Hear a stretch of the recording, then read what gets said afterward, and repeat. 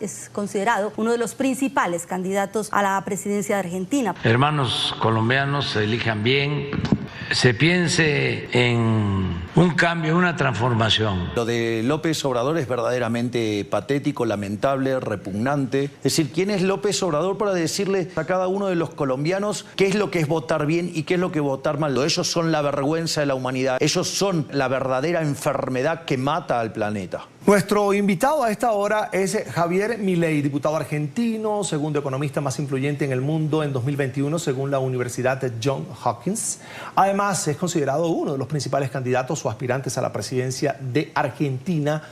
Participó como asesor del G20 en el diseño de políticas económicas. Además, es una reconocida figura, dirigente político en la Argentina. Nos acompaña a esta hora aquí en estudio. Ha participado también como asesor del Foro Económico Mundial y es autor de más de 50 artículos académicos y más de un centenar de artículos periodísticos y también 12 libros. Bienvenido a La Mañana, diputado. Gracias por acompañarnos. Muchísimas gracias a ustedes por invitarme. Un placer estar aquí.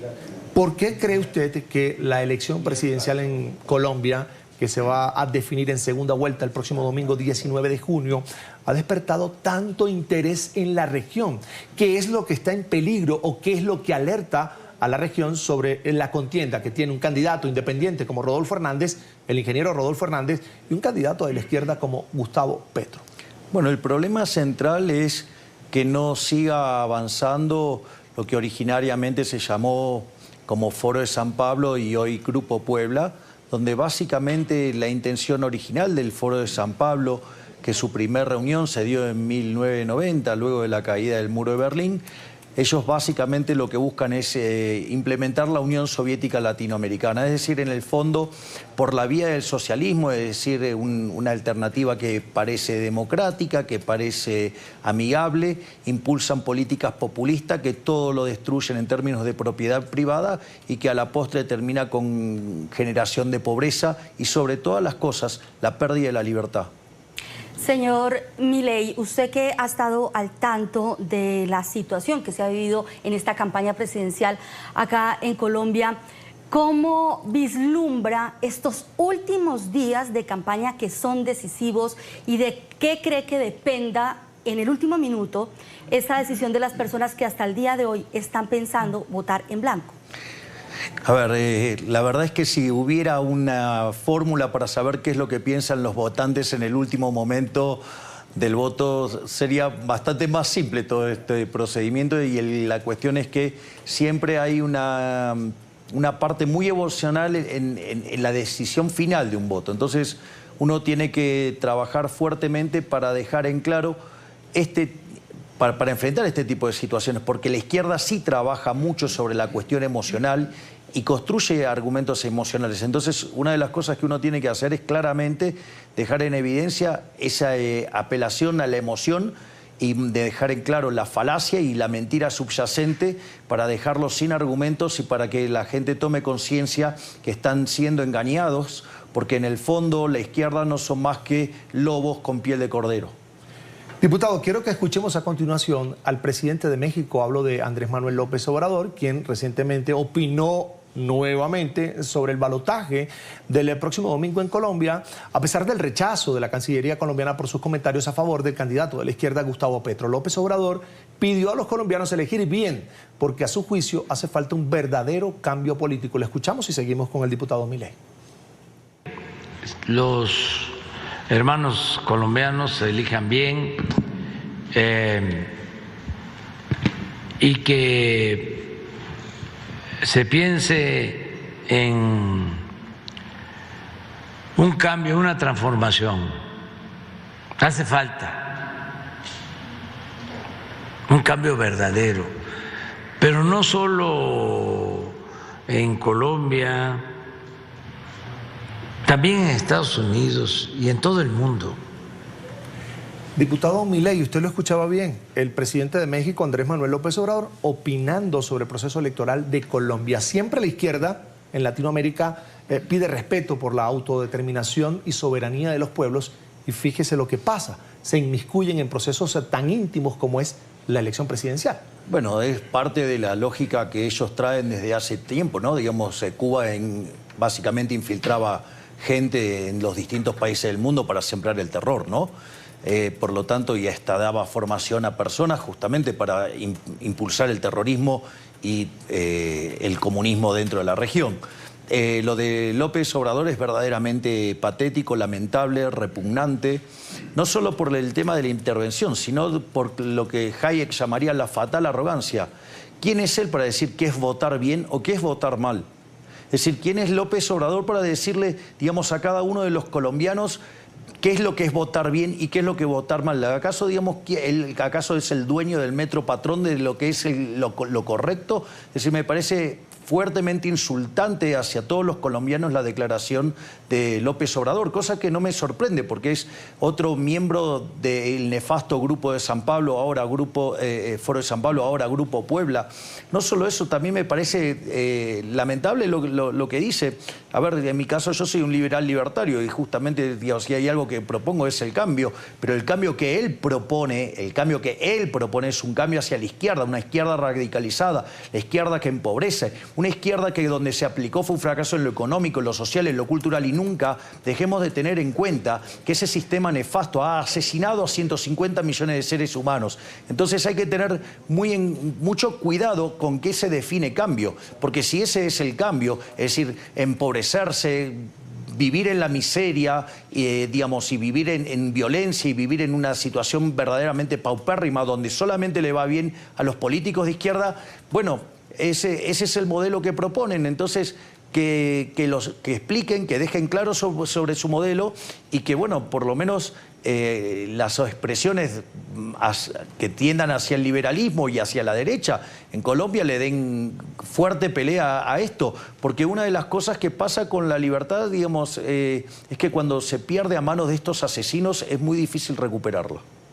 Señor Milei, frente a esta respuesta, y usted lo acaba de citar, el discurso populista, el discurso de izquierda ha traído una debacle en muchos países. Muchas personas incluso han perdido la vida a causa de esto, de estos enfrentamientos políticos que se han dado en diferentes partes de la región. Si Colombia entrara por este camino, ¿cómo vislumbra usted el continente, la región que va sumando y va sumando más naciones en este pensamiento? A ver, lo primero que le puedo contar es lo que ha pasado en Argentina en aplicar el socialismo en dosis creciente. Argentina entró al siglo XX siendo el país más rico del mundo y a partir de 1916 Argentina empezó a abrazar dosis crecientes de socialismo. Hoy Argentina es en el ranking mundial el país con el PBI per cápita 80, si lo tomamos al tipo de cambio oficial es 130. Argentina tiene 40% de pobres, tiene 10% de indigentes, es decir, para tener una idea de qué significa esto, Argentina produce alimentos para 400 millones de seres humanos, la presión fiscal sobre el campo, sobre el sector agropecuario, es del 60%, quiere decir que el Estado se lleva el alimento de 240 millones de seres humanos y en Argentina hay 5 millones de personas que no les alcanza para comer. Además tenemos un PBI per cápita en línea al de 1973, productividad en línea a lo que teníamos en la década del 50.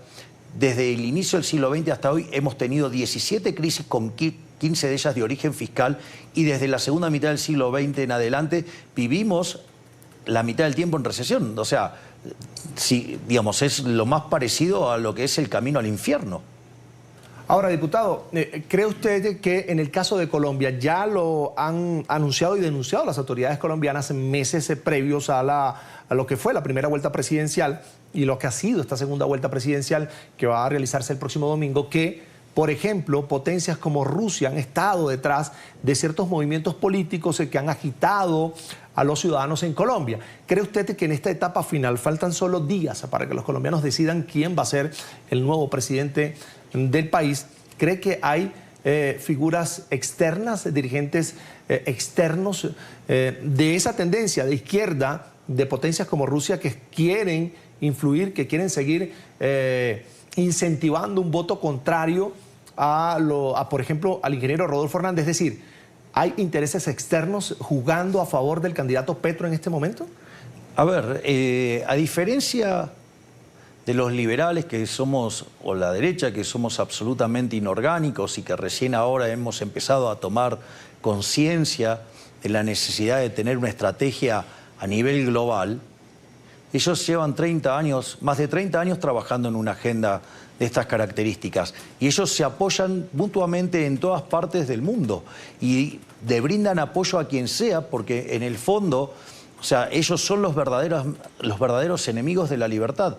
Y eso hay que tenerlo presente en cada momento. Y van a hacer lo que sea necesario para avanzar. Y si ustedes se fijan, siempre tienen una doble vara.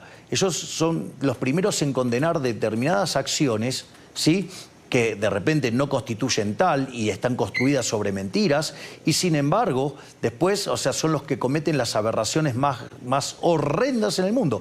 El mejor ejemplo es, ellos se suelen arrogar ser los campeones de los derechos humanos, siendo que han asesinado a 150 millones de seres humanos, siendo que donde han torturado gente, han perseguido gente. Es un infierno vivir en lugares como Cuba, o vivir en Corea del Norte, o vivir en la propia China. Entonces, digo, vamos, ¿de qué estamos hablando? Es decir, ellos son la mancha del mundo, ellos son la vergüenza de la humanidad, ellos son los que empobrecen, ellos son los que hacen daño, ellos son la verdadera enfermedad que mata al planeta. Señor Milei, y ante esto que usted expone, ¿qué es lo que sigue seduciendo de ese discurso a millones y millones de personas, no solamente en este caso en Colombia, que está próxima a unas elecciones, sino en la mayoría de países del continente actualmente? Bueno, ellos han hecho un trabajo muy prolijo desde el año 90 en adelante. Ellos básicamente, salvo muy raras excepciones, ellos reconocen la superioridad cuantitativa del capitalismo, es decir, no llegan a niveles tan estúpidos como, por ejemplo, la izquierda en Argentina, que dice que la Unión Soviética fue un modelo exitoso, pero en general aceptan la superioridad cuantitativa del capitalismo, pero lo acusa de ser injusto. Y como en esa batalla los liberales se corrieron y no la dieron, o sea, se ha instalado esta idea de que el capitalismo es un sistema injusto. De hecho, digamos, mi visita a Colombia tiene que ver con 3 conferencias donde justamente yo voy a estar hablando que no solo que el capitalismo es un sistema más, digamos, más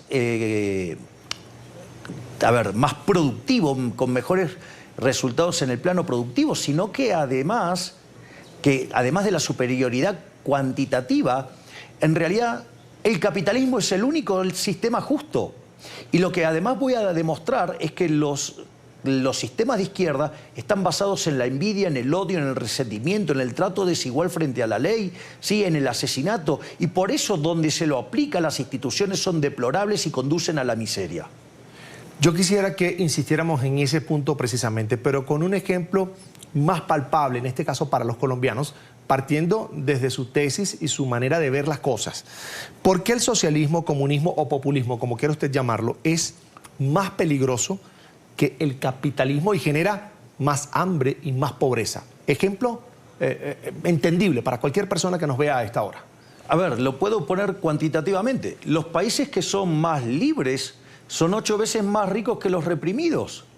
El decil más bajo de la distribución en el país libre está 11 veces mejor que su par en el país reprimido y vive mejor que el 90% de la población del país reprimido. Hay 25 veces menos de pobres en el formato estándar. Hay 50 veces menos de pobres en el formato extremo. La gente vive un 25% más. Existen muchísimos más derechos políticos. ¿Quieren compararlo a lo largo de la historia? Si no les alcanza con los números, miren lo que fue la Alemania comunista contra la Alemania capitalista. Miren lo que es Corea del Norte contra Corea del Sur. Miren lo que es cuando se separó el Imperio Austrohúngaro en Austria y Hungría.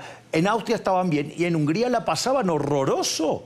Es decir, miren lo que era la Unión Soviética y miren lo que era Estados Unidos.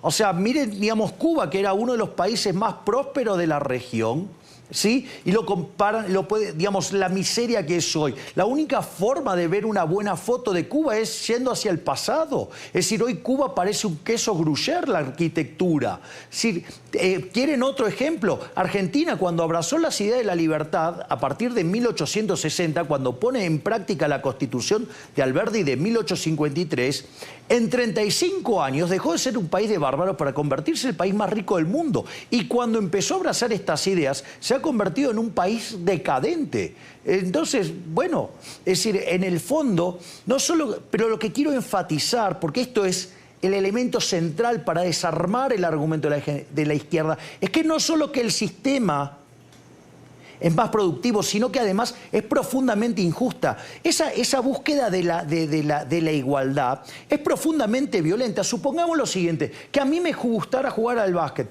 Bueno, pero yo mido 1,80 m, yo no podría jugar en la NBA. Entonces, ¿qué hacemos? ¿Vamos a la NBA y le cortamos 30 centímetros de pierna a cada jugador? O si me gustara jugar al tenis y quiero jugar contra Nadal, ¿qué hago? ¿Le corto un brazo? ¿Le corto una pierna? Es más, con lo malo que soy, hasta tendría que cortarle el brazo izquierdo. ¿Pero en qué cabeza entra? Es decir, esto, digamos, o sea, psicológicamente se llama síndrome de Procusto. Procusto era una persona que vivía en Grecia, que estaba obsesionado por la desigualdad. Entonces invitaba gente a su casa, los alcoholizaba y los invitaba a quedarse a dormir. Y si eran muy altos, les cortaba las piernas. Si eran muy anchos, les cortaba los brazos. Y si eran muy cortos, los estiraba. Es decir, eso es el socialismo, es un sistema sanguinario. Es decir, afortunadamente y gracias a Dios, somos todos naturalmente distintos, y eso es lo que lleva a la cooperación social, a la división del trabajo, y eso es lo que es más, como decía Bastiat, donde entra el comercio no entran las balas. Vamos, es decir, entonces no solo que el sistema capitalista es más productivo, sino que además es un sistema que es justo. De hecho, la idea central de los socialistas, esta idea de la justicia social, es profundamente injusto. ¿Acaso alguien está a favor del trato desigual frente a la ley? ¿Acaso alguien está a favor del robo? ¿Y qué es la justicia social si no es que se le roba a una persona para dárselo discrecionalmente al otro? Y en el medio están las porosas manos de los políticos, donde ellos se enriquecen robándole a uno y dándoselo a otro. Señor Javier Milei, diputado argentino, segundo economista más influyente en el mundo en el 2021, según la prestigiosa Universidad Johns Hopkins. Además, es considerado uno de los principales candidatos a la presidencia de Argentina. Participó como asesor del G20 en el diseño de políticas económicas en el grupo de política económica del ICC International y del Foro Económico Mundial. Además, es autor de más de 50 artículos académicos y más de un centenar de artículos periodísticos y 12 libros. Le agradecemos muchísimo estos minutos que ha compartido con nosotros en el programa La Mañana de NTN 24 para abordar este importante tema que actualmente es protagonista en Colombia y en general en toda la región. Muchísimas gracias a usted por invitarme.